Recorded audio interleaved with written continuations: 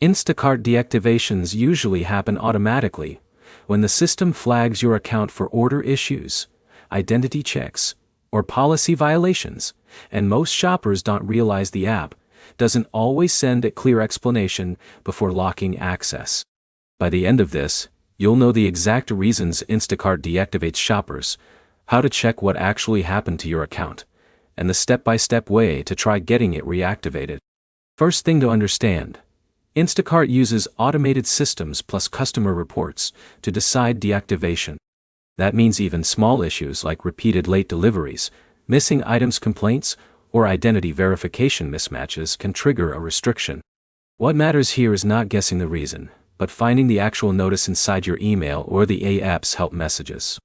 That's the only place Instacart confirms why the account was limited.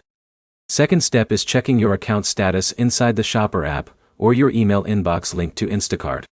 If you see a deactivated message, it usually includes a link or instruction for appeal. If you don't see details, you'll need to go through the help section and look for account access or can't log in options. That's where Instacart routes most appeals now, instead of direct support chat.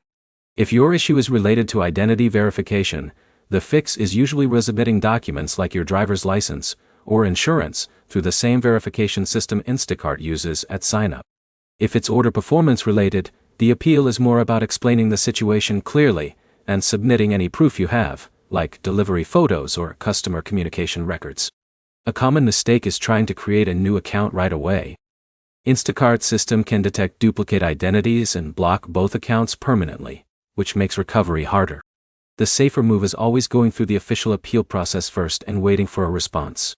If your appeal gets denied, there is still one more step: submitting a reevaluation request through Instacart support with updated information or corrected documents. This doesn't guarantee reactivation, but it is the only official second review path available. Quick recap.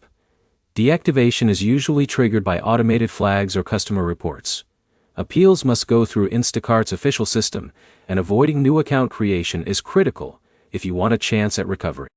Next step: check your email and the Instacart Shopper app right now and start the appeal process if you see a deactivation notice. If this helped, like and subscribe for more clear fixes for gig apps and account issues.